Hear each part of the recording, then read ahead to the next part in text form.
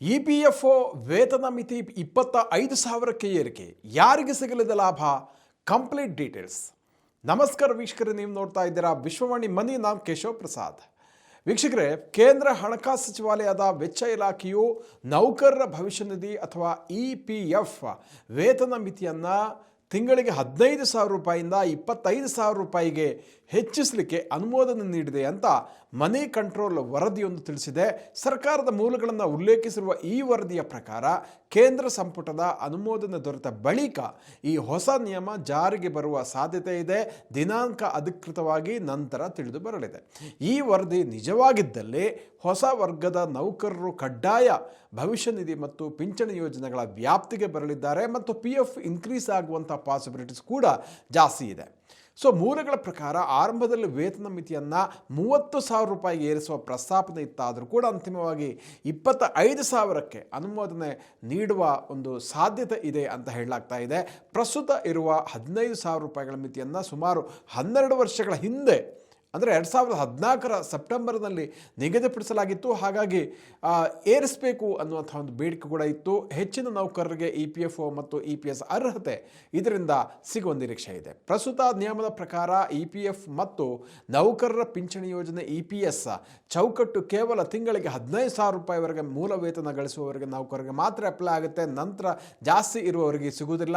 ಇದಕ್ಕಿಂತ ಹೆಚ್ಚು ಗಳಿಸುವವರನ್ನು ಕಡ್ಡಾಯವಾಗಿ ನೋಂದಾಯಿಸುವಂತೆ ಉದ್ಯೋಗದಾತರಿಗೆ ಯಾವುದೋ ಒಂದು ಹೇಳುವಂಥ ಕಾನೂನು ಬಲ ಇರಲ್ಲ. ಒಂದು ವೇಳೆ ಮಿತಿಯನ್ನು 25,000 ರೂಪಾಯಿಗೆ ಏರಿಸಿದರೆ ಮೂಲ ವೇತನವಾಗಿ ತಿಂಗಳಿಗೆ 15,000 ರೂಪಾಯಿ ಮತ್ತು 25,000 ರೂಪಾಯಿ ನಡುವೆ ಗಳಿಸುವ ನೌಕರರು ಕೂಡ ಈ ಕಡ್ಡಾಯ ವ್ಯಾಪ್ತಿಗೆ ಸೇರಲಿದ್ದಾರೆ. ಮತ್ತೊಂದು ಕಡೆ ಕಂಪನಿಗಳು ತಮ್ಮ ಸಿಬ್ಬಂದಿಯ ಹೆಚ್ಚಿನ ಒಂದು ಕಡ್ಡಾಯ ಕೊಡುಗೆಗಳನ್ನು ನೀಡಬೇಕಾಗಿರೋದ್ರಿಂದ ಇದು ಉದ್ಯೋಗದಾತರ ವೇತನ ನಿರ್ವಹಣಾ ವೆಚ್ಚವನ್ನು, ಪೇರೋಲ್ ಎಕ್ಸ್ಪೆನ್ಸನ್ನು ಇನ್ಕ್ರೀಸ್ ಮಾಡಲಿದೆ. ಸೊ ಹಾಗಾದರೆ ಇದು ಯಾವಾಗ ಜಾರಿಗೆ ಬರುತ್ತೆ ಅಂತಂದರೆ, ವೇತನ ಮಿತಿ ಹೆಚ್ಚಳದ ಪ್ರಕ್ರಿಯೆ ಮುಂದುವರೆದಿದ್ರೂ ಕೂಡ ಸಂಪುಟದ ಅನುಮೋದನೆ ಬೇಕಾಗುತ್ತೆ. ಅದಾದ ನಂತರ ಇದು ಜಾರಿಗೆ ಬರುವಂಥ ಒಂದು ಸಾಧ್ಯತೆ ಇರುತ್ತೆ. ಕಂಪನಿಗಳು ಮತ್ತು ಉದ್ಯೋಗದಾತರು ತಮ್ಮ ವೇತನ ವ್ಯವಸ್ಥೆ, ನಿಯಮ ಪಾಲನೆ ಪ್ರಕ್ರಿಯೆ ಇದೆಲ್ಲ ಮಾಡಬೇಕಾಗುತ್ತೆ. ಸೊ ಇದಕ್ಕೊಂದಷ್ಟು ಟೈಮ್ ಬೇಕಾಗುತ್ತೆ.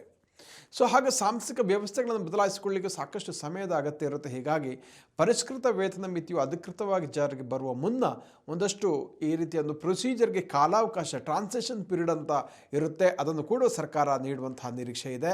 ಪ್ರಸ್ತುತ ವೇತನ ಮಿತಿ ಮತ್ತು ಕಾಂಟ್ರಿಬ್ಯೂಷನ್ ಡೀಟೇಲ್ಸನ್ನು ನೋಡ್ತಾ ಹೋಗೋಣ. EPFO ವೆಬ್ಸೈಟ್ ಪ್ರಕಾರ 20 ಅಥವಾ ಅದಕ್ಕಿಂತ ಜಾಸ್ತಿ ಕಾರ್ಮಿಕರನ್ನು, ಉದ್ಯೋಗಗಳನ್ನು ಹೊಂದಿರುವ ನೋಂದಾಯಿತ ಸಂಸ್ಥೆಗಳಲ್ಲಿ ತಿಂಗಳಿಗೆ 15,000 ರೂಪಾಯಿವರೆಗೆ ಮೂಲ ವೇತನ, ಅದರ ಬೇಸಿಕ್ ಪೇ 15,000 ಇರುವವರಿಗೆ, ಅಂಥ ನೌಕರರಿಗೆ ಕಡ್ಡಾಯವಾಗಿ EPF ಮತ್ತು EPS ಕೊಡಬೇಕಾಗುತ್ತೆ.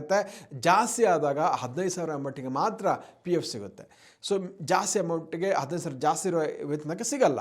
ಸೊ ನಿಯಮದ ಪ್ರಕಾರ ಹೊಸ ಉದ್ಯೋಗಿಗಳಿಗೆ ಮೂಲ ವೇತನ ಮತ್ತು ತುಟ್ಟಿ ಭತ್ಯೆ ಸೇರಿ ತಿಂಗಳಿಗೆ 15,000 ರೂಪಾಯಿವರೆಗೆ EPFO ಮತ್ತು EPS ಕಡ್ಡಾಯವಾಗಿದೆ. ಇದಕ್ಕಿಂತ ಹೆಚ್ಚು ಗಳಿಸುವ ನೌಕರರು ಜಾಯಿಂಟ್ ಡಿಕ್ಲರೇಷನ್ ಮೂಲಕ ಸ್ವಯಂ ಪ್ರೇರಿತವಾಗಿ ಸೇರಬಹುದು ಅಥವಾ ಹೊರಗೆ ಉಳಿಲಿಕ್ಕೆ ಅವಕಾಶ ಇದೆ. ಸೊ EPFO ಮತ್ತು EPS ಕೊಡುಗೆಯಲ್ಲಿ ನೌಕರರ ಕಡೆಯಿಂದ 12% ಮತ್ತು ಉದ್ಯೋಗದಾತರ ಕಡೆಯಿಂದ 12% ಪ್ರಮಾಣ ಕಡಿತ ಆಗುತ್ತೆ. ಸೊ ಇದರಲ್ಲಿ ಉದ್ಯೋಗದಾತರ ಅಂದರೆ ಕಂಪನಿಯ ಪಾಲಿನ ಒಂದು ನಿರ್ದಿಷ್ಟ ಭಾಗ 8.33%, ಈ 12ರಲ್ಲಿ 8.33% ನಿಗದಿತ ಮಿತಿಯವರೆಗೆ ಪಿಂಚಣಿ ಯೋಜನೆಗೆ EPSಗೆ ಜಮೆ ಆಗುತ್ತೆ. ಸೊ ಹಾಗಾದರೆ ಏನಿದು EPF ಅಂತ ಕೆಲವರಿಗೆ ಒಂದು ಪ್ರಶ್ನೆ ಇರ್ಬೋದು. ಸೊ ಅದು ಕೂಡ ಉತ್ತರ ನೋಡೋಣ. EPF ಅನ್ನುವಂಥದ್ದು EPFO, ಎಂಪ್ಲಾಯಿ ಪ್ರಾವಿಡೆಂಟ್ ಆರ್ಗನೈಸೇಷನ್ ಸಂಸ್ಥೆಯ ವತಿಯಿಂದ ನಿರ್ವಹಣೆ ಮಾಡ್ತಾ ಇರುವಂತಹ ಒಂದು ಬಡ್ಡಿ ಕೊಡುವಂತಹ ಆದಾಯ ಯೋಜನೆ ಆಗಿದೆ, ನಿಧಿಯಾಗಿದೆ. ಇದರಲ್ಲಿ ನೌಕರರು ಮತ್ತು ಮಾಲೀಕರು ಒಟ್ಟಾಗಿ ಒಂದು ಅಮೌಂಟನ್ನು ಹಾಕಬೇಕಾಗುತ್ತೆ. ನೌಕರರ ಮೂಲ ವೇತನ, ಬೇಸಿಕ್ ಪೇ ಹಾಗೂ ತುಟ್ಟಿ ಭತ್ಯೆಯ ನಿರ್ದಿಷ್ಟ ಶೇಕಡಾವಾರು ಮೊತ್ತವನ್ನು ಕೊಡುಗೆಯಾಗಿ ಅಂದರೆ 12% ಕೊಡ್ತಾರೆ. ಉದ್ಯೋಗದಾತರು ನೀಡುವ ಕೊಡುಗೆ ಅಂದರೆ ಕಂಪನಿ ಅದಕ್ಕೆ ಅಷ್ಟೇ ಸೇರಿಸಬೇಕಾಗುತ್ತೆ 12%. EPFO ಮತ್ತು EPS ನಡುವೆ ಅದನ್ನು, ಆ ಹಣವನ್ನು ಡಿವೈಡ್ ಮಾಡ್ತಾರೆ. ಸೊ ಅಂದರೆ EPS ಅಂದರೆ 58 ವರ್ಷ ಆಗಬೇಕು, ನಂತರ ಅದು ಪೆನ್ಷನ್ ರೂಪದಲ್ಲಿ ಸಿಗುವಂಥದ್ದು.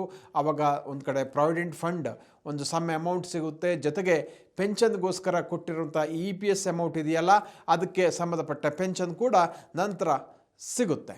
ಸೊ ಹೀಗಾಗಿ EPS ಮತ್ತು NPS, PPF ಇದೆಲ್ಲ ಸೇರಿಕೊಂಡು ಒಂದು ರಿಟೈರ್ಮೆಂಟ್ ಲೈಫಿಗೆ ಒಂದು ಆಧಾರ ಸಿಗುತ್ತೆ, ಫೈನಾನ್ಷಿಯಲ್ ಸ್ಟೇಬಲ್ ಕೊಡಲಿಕ್ಕೆ ತುಂಬ ಅನುಕೂಲ ಆಗುತ್ತೆ. ಸೊ ಉದ್ಯೋಗಿಗಳು ಇ ಪಿ ಎಫನ್ನು ಅನುಸರಿಸಿದರೆ ಸಾರ್ವಜನಿಕರು NPS ಮೂಲಕ, ನ್ಯಾಷನಲ್ ಪೆನ್ಷನ್ ಸ್ಕೀಮ್ ಮೂಲಕ ಕೂಡ ತಮ್ಮ ರಿಟೈರ್ಮೆಂಟ್ ಫಂಡನ್ನು, ಪೆನ್ಷನನ್ನು ಮಾಡಲಿಕ್ಕೆ ಅನುಕೂಲ ಆಗುತ್ತೆ. ಸೊ ವೀಕ್ಷಕರಿಂತಹ ಮತ್ತಷ್ಟು ಉಪಯುಕ್ತ ವಿಡಿಯೋಗಳಿಗೆ ವಿಶ್ವವಾಣಿ ಮನಿ ಯೂಟ್ಯೂಬ್ ಚಾನಲನ್ನು ವೀಕ್ಷಿಸಿ ಮತ್ತು ಸಬ್ಸ್ಕ್ರೈಬ್ ಮಾಡಿ. ವಂದನೆಗಳು.